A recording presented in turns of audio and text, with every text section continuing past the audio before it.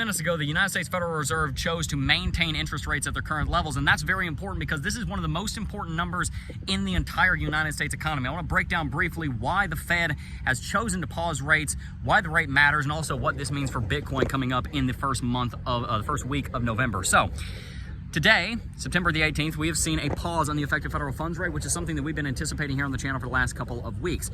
Some background, the United States Federal Reserve is actually not just one Federal Reserve, it's actually 13. There's 12 regional, and then there's the overall National Federal Reserve. That is run by something called the FOMC, the Federal Open Market Committee, and on that committee is a man named Jerome Powell, along with many other central bankers that run the various banks around the country.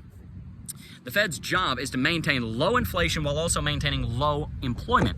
And the reason that that's so difficult is because when you have high inflation, oftentimes that is driven by low unemployment, because inflation is oftentimes driven by the growth of the United States economy. When you're seeing the economy grow as a result of things like the CHIPS Act, as a result of things like the infrastructure bill, as a result of things such as the rebound from the pandemic, then oftentimes that means that many people are in the workforce, leading to low unemployment, but it leads to high inflation because all of that build out causes the prices of things to go up as those companies that are building new roads and new factories are seeking a return on their investment. They have to raise the price of goods to pay for the debt that they had to take out to finance that expansion. On the other hand, when unemployment is high and inflation is low, similar to what we saw at the very beginning of the pandemic when we saw inflation very, very low, but we saw unemployment jump because we saw 30% GDP drop as a result of the shutdowns, then the Federal Reserve does the opposite. They slam interest rates to the floor and they start quantitative easing.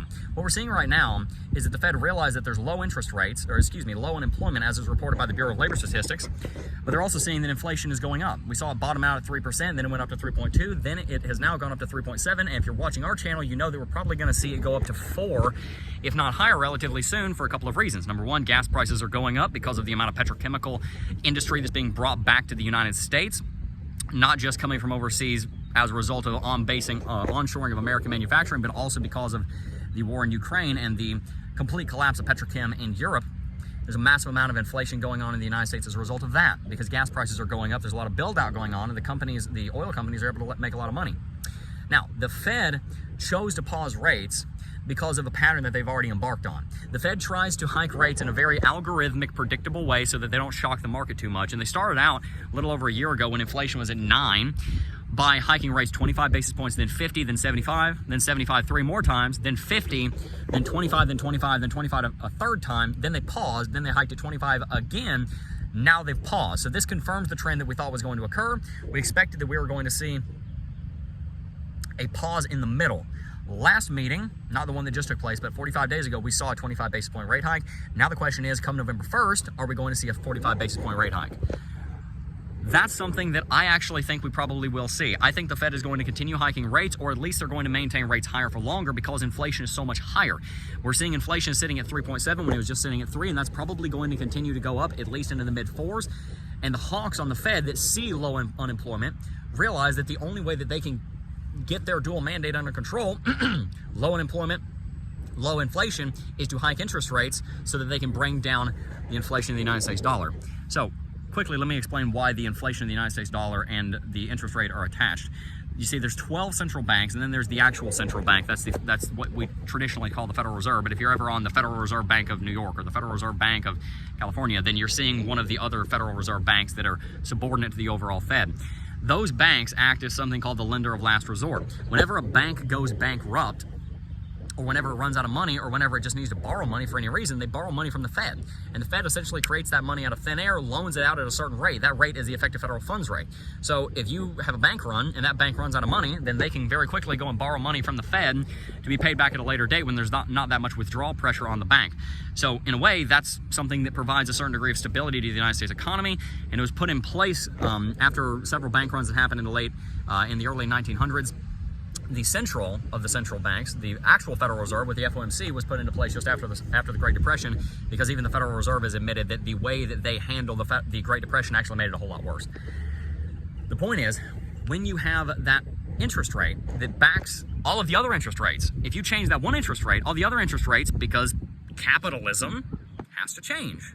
If you are borrowing money at 5.25 to 5.5, which the commercial banks are, then you have to loan that money out at 6.5%, 7%, 8% to make any money, because you've got payroll, you've got fancy buildings and fancy skyscrapers and fancy shares that we keep paying for whenever we take out debt that we shouldn't be taking out. And so they make the difference. When the Fed chooses to maintain rates this high, it slows down economic growth, which is the point. But that also means that they're going to slow down the growth of the stock market, which means that people that are in the stock market are not going to be as comfortable, as excited to go invest in risk-on assets. So essentially, the TLDR here is that when interest rates are higher, growth in the United States stock market slows down, interest in risk-on assets such as Bitcoin and tech stocks slows down, which makes it more difficult for Bitcoin to grow because it's harder for Bitcoin to access capital in two ways. Number one, it's harder to access interested investors because they're more interested in what they consider safer investments such as the stock market itself, and it's also harder for startup companies in the cryptocurrency space to access debt financing because debt all of a sudden got a lot more expensive. So overall, the fact that this was a pause is a little bit like this. If you're out driving around, you typically don't think, oh man, I'm so happy that I didn't get hit by a bus. But if you almost got hit by a bus, then you're happy that you didn't get hit by a bus. Right? So it's similar in crypto. Everybody expected that we were going to see a pause.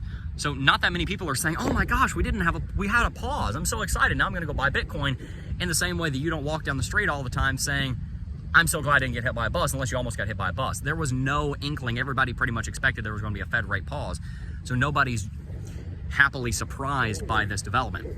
Essentially, I think this was baked in. And the main thing that this announcement does is it just confirms what people were already expecting, which is that there was going to be a pause in keeping with that pattern I told you earlier. And it also removes the possibility of there being a blindside rate hike coming in right now that we didn't see coming because we were expecting a pause. What that means is that Bitcoin has traded in a bullish manner through the increase on the inflation that we saw last week, 0.5% increase, and now it's also traded through the Fed rate pause. And so that means that with Bitcoin sitting right below that big downtrend that we've talked about on Coffee and Crypto over and over again, that there's not much standing in its way. This is not inherently a massively bullish thing for Bitcoin, but it does mean that something very bearish for Bitcoin, a blindside rate hike, is not going to happen now. So that's a little bit of background on the Fed, how it works, what the point is here, and where Bitcoin goes from there. The thing that we need to watch out for is November 1st, because that's where people are going to argue quite a bit about whether the Fed's going to hike rates or not. And I think before we have a lot more context on that, we're going to need to see what inflation does coming out, second Wednesday of next month. So we'll be keeping a close eye on that here on Coffee and Crypto, and also here on the Crypto Jeb channel. So pay close attention, because the Federal Reserve and its interest rate is one of the biggest drivers of the United States economy right now in the Bitcoin market. For now, we're in the green, and I think we will see, we're in the clear anyway, and I think we will see a rally from this. And if we don't, we'll probably see a rally at some point in the next couple of days, if not the next couple of weeks. And then we're going to need to have all eyes on November 1st because we want to see an actual plateau. I don't think the Fed is done hiking rates. Pace. Let's try that again. Boom, that's better. Pace.